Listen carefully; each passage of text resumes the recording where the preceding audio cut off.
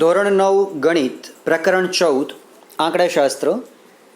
ગઈકાલે આપણે જે દાખલાઓ જોયા હતા તેની અંદર તમે જો ધ્યાન આપશો તો તમને ખ્યાલ આવશે કે તેમાં જે વર્ગ લંબાઈ આપણને આપી હતી, વર્ગો જે આપ્યા હતા એ બધા આપણને આપ્યા હતા અસતત, એટલે કે 31 થી 35, 36 થી 40, 41 થી 45, 46 થી 50, 51 થી 55.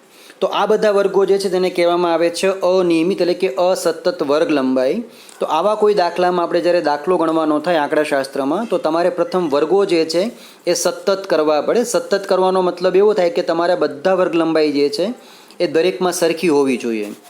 જોઈએ કે કેવી રીતે તમે આ વસ્તુ કરવાના છો. ઉદાહરણ તરીકે ઉદાહરણ 4માં આપણને વર્ગના 38 વિદ્યાર્થીઓના વજન આપેલા છે. તો આ કોષ્ટકમાં તમે જુઓ તો દરેકમાં સતત વર્ગ લંબાઈ નથી, અસતત છે. કુલ સંખ્યા 38 થાય છે. તો આપણે પ્રથમ આ વર્ગ લંબાઈને સતત કરવી પડશે.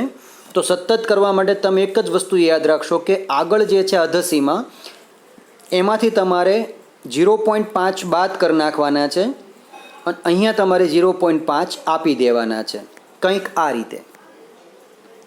ધારો કે 35.5 કિલોગ્રામ અને 40.5 કિલોગ્રામ વજનવાળા બે નવા વિદ્યાર્થીઓ વર્ગમાં દાખલ થાય તો તેમને આપણે કયા વર્ગમાં મૂકી દેવા? ન તો તેમને એવા વર્ગમાં મૂકી શકીએ કે જેની ઉર્ધ્વસીમા 35 અથવા 40 હોય, અને ન તો જે વિદ્યાર્થીઓ જે પછીના વર્ગમાં આવે છે એના વર્ગમાં મૂકી શકાય, કારણ કે બે ક્રમિક વર્ગોની ઉર્ધ્વસીમા અને અધસીમા વચ્ચે અવકાશ હોય છે.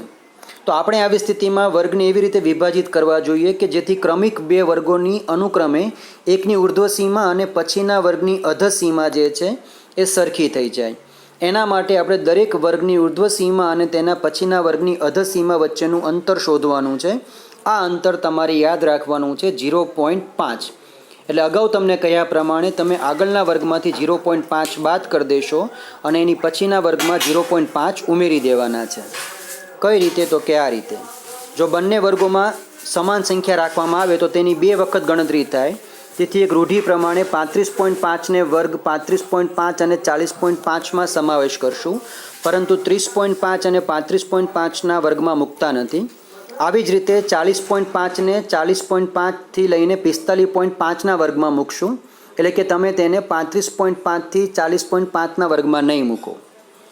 યાદ રાખવાનું છે આપણે કે તમને જે વર્ગ લંબાઈ આપી હતી આગળના કોષ્ટકની અંદર એ ખાસ યાદ કરશો. આ જે લાઈન છે તમારી એ દરેક લાઈનમાંથી તમારે 0.5 બાદ કરતા જવાના છે અને અહીંયા તમારે 0.5 ઉમેરી દેવાના છે. તમે જેવા 0.5 બંને બાજુ આપી દેશો તો તમને અહીંયા એક આ પ્રકારનો વર્ગ મળશે, 30.5, 35.5. હવે આ 35.5 છે ઉર્ધ્વસીમા છે જે અહીંયા બની જાય છે અધસીમા, એટલે 35.5, 40.5.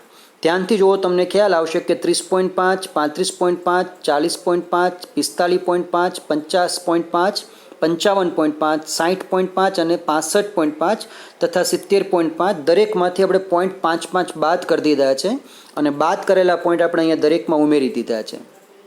તો આ તમારું બની જશે ત્યાં સતત આવૃત્તિ વિતરણ. દરેક દાખલો મધ્યક, મધ્યસ્થ કે બહુલકમાં તમે કોઈ પણ દાખલો ગણો તો આપણે એમ માનીને ચાલશું કે વર્ગ લંબાઈ જે છે એ દરેકમાં સરખી છે અને આપેલા વર્ગો જે છે અધસીમા અને ઉર્ધ્વસીમા એ બધા વર્ગો સતત છે એમ માનીને આપણે દાખલો ગણતા હોઈએ છીએ. આ સાથે તમારી પાસે સ્વાધ્યાય 14.2ની અંદર પ્રથમ તમને 2 દાખલા જે છે એ દાખલાઓ તમને આપેલા છે, જેમાં તમારે 30 વિદ્યાર્થીઓના રુધિર જૂથ જે છે બ્લડ ગ્રુપની તમને વિગત આપી છે. તો તમારે તેને કોષ્ટકના રૂપમાં દર્શાવવાની છે. અને બીજા દાખલામાં 40 ઇજનેરોનું ઘરથી નોકરીના સ્થાનનું અંતર જે છે આપણને કિલોમીટરમાં આપેલું છે. તો ઉપરની માહિતીને તમારે 0.5 કે જેમાં 5 આવેલા નથી તો પહેલો વર્ગ લઈ 5ની વર્ગ લંબાઈ લઈ એક વર્ગીકૃત આવૃત્તિ વિતરણ કોષ્ટક તૈયાર કરવાનું છે અને એના ઉપરથી આપણે કેવી વિગતો બતાવી શકીએ તે તમારે જણાવવાનું છે. આ જે વિતરણ છે તમારી પાસે આવૃત્તિ વિતરણ એ તમે આ કંઈક આ રીતે બનાવશો કે જેમાં એ ગ્રુપ જેનું છે એવી સંખ્યા તમને મળે છે કુલ 9 વિદ્યાર્થીઓની, બી ગ્રુપની સંખ્યા તમને મળે છે 6, ઓ ગ્રુપની તમને સંખ્યા મળે છે 12 અને એબી ગ્રુપની તમને સંખ્યા મળે છે કુલ 3. એ હિસાબે તમારી પાસે કુલ થઈ જશે ત્યાં 30 વિદ્યાર્થીઓ. ઉપરથી તમે કહી શકો કે ઓ રક્ત જૂથ જે છે, ઓ બ્લડ ગ્રુપ એ સૌથી વધારે છે અને એબી જે છે એ સૌથી અસામાન્ય, એટલે કે બહુ ઓછું જોવા મળે છે. તમારે આ જે વિગતો છે એના આધારે તમારે જે દાખલો ગણવાનો છે એ તમારે સમજવાનો છે. આ પ્રકારના દાખલા આપણે ધોરણ 8માં શીખી ગયા છીએ. આવી જ રીતે તમે દાખલા નંબર 2માં કંઈક આ રીતે ગણતરી કરશો કે જેમાં 0 થી 5 તમારે વર્ગ લેવાના છે. 0 થી 5ની અંદર કોણ આવે છે? 5 થી 10, 10 થી 15, 15 થી 20, 20 થી 25, 25 થી 30 અને 30 થી 35. સૌ પ્રથમ આપણે શું કરશું તો કે સૌ પ્રથમ આપણે ઓછામાં ઓછી જે આવૃત્તિ છે એ આમાંથી જોઈશું. તો આપણને ખબર પડશે કે અહીંયા 2 ઓછામાં ઓછી આવે છે, 2 થી ઓછી કોઈ નથી. અને વધુમાં વધુ તમારી જે આવૃત્તિ છે તમે જુઓ તો 19 આવે છે, અહીંયા 25 આવે છે, 25 થી ઉપર અહીંયા 32 છે, 32 થી આગળ કોઈ નથી આવતી. તો પછી તમારે 35 સુધીનો વર્ગ ખેંચી લેવાનો છે કંઈક આ રીતે. 0 થી શરૂઆત કરીએ 5, તો જેમાં 5 નથી આવતો તેવા તમારી પાસે જે સંખ્યા છે એવી તમારી પાસે કુલ 5 આવે છે જેમનું ઘર 5 ઇજનેરોનું નજીક પડે છે.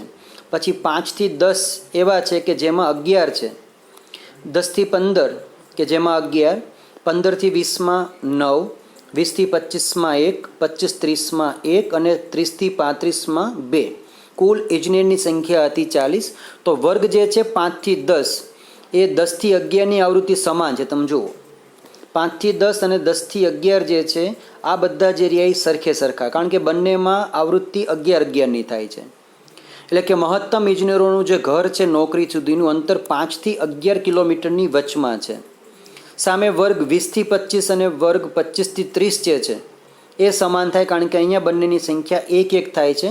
તો લઘુત્તમ છે કારણ કે ઇજનેરનું ઘર જે છે એ 20 થી 30 કિલોમીટરની રેન્જમાં આવતું હશે. તો આ સાથે તમે ઉદાહરણ જે છે પહેલું અને બીજું તમને જે દાખલા ગણીને આપેલા છે એ તમારે વ્યવસ્થિત નોટમાં 2 વખત લખવાના છે. કેટલી વખત લખશો? દાખલા 2 વખત. અને દાખલાઓ તમારે ખાસ સમજી લેવાના છે. સ્વાધ્યાય 14.2 એના આધારિત તમારી પાસે આ રકમ છે. તમારા સ્વાધ્યાયમાં જે દાખલાઓ સૌથી અગત્યના છે એ દાખલાઓ આપણે શીખવાના, જાણવાના અને સમજવાના છે. માટે આ દાખલાઓની પ્રેક્ટિસ જે છે એ વધુને વધુ કરવાની છે. આજના વિડીયોની અંદર આપણને કોઈ વિગત સમજાઈ ન હોય તો ચોક્કસ આપણને વોટ્સએપ કે કોમેન્ટ કરી દેશો, જેથી આ કન્સેપ્ટ જે છે આપણો ક્લિયર કરી શકાય.